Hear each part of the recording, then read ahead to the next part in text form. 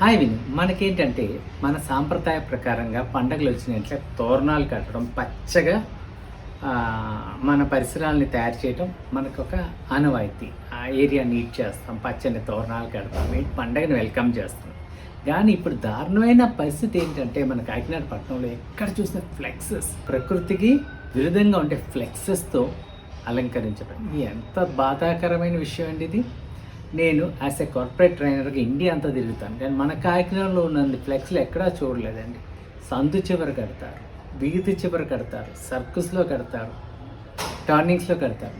వచ్చే వెహికల్స్కి, బైక్స్కి ఇబ్బంది అవుతున్నాయి. అది ఇతర రోడ్డు కనిపించదు, యాక్సిడెంట్స్ జరుగుతాయి. నేను ఒకటి చెప్తున్నాను, మీరు కడుతున్నారు కదా, కట్టడం వల్ల నాకేంటి అన్నది మీ ప్రాబ్లం, లేకపోతే నా తోటి వాళ్ళకి ఏంటి అన్నది మీ యొక్క సమస్య. కట్టేవాళ్ళ ఒక ప్రశ్న ఏం లేదండి. సో మీరు ఫ్లెక్స్ కట్టేటప్పుడు మున్సిపాలిటీకి పన్ను చెల్లించాలి. అడ్వర్టైజ్మెంట్ ట్యాక్స్ అంటే మీరు అడ్వర్టైజ్మెంట్ ట్యాక్స్ని ఎగ్గొడుతున్నారు, పబ్లిసిటీ ట్యాక్స్ని ఎగ్గొడుతున్నారు. రెండోది డిస్ఫిగరింగ్ యాక్ట్ అని ఒక యాక్ట్ ఉంది. యాక్ట్ ప్రకారంగా అసలు ఫ్లెక్స్లే కట్టకూడదు, పబ్లిసిటీ ఇలా రోడ్డు మీద ఫ్రీగా చేయకూడదు. ఈ రెండు వైలేషన్స్ జరుగుతున్నాయి.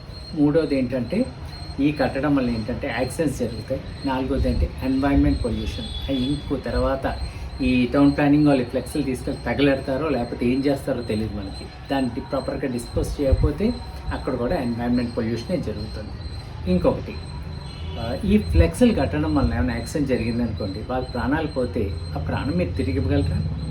ఎందుకులేండి, మీ పార్టీ వాళ్ళే లేకపోతే మీ వాళ్ళే, మీ బంధువులే యాక్సిడెంట్లో కాలో చేయి ఇరిగి హాస్పిటల్లో పడి ఉంటే సఫర్ అవ్వాల్సింది వాడు, మీరు కాదు కదా.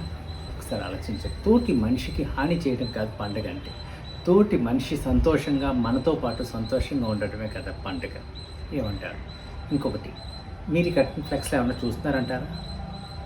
రోడ్ నిండా ఫ్లెక్స్లు కట్టారు, మీ సొంత వాళ్ళు కూడా చూడలేరు, అన్ని ఫ్లెక్స్లు ఉన్నాయి. ఎందుకంటే డబ్బులు పాడు చేసుకుంటారు. ఆ డబ్బులతో ఒక మంచి పని చేయండి.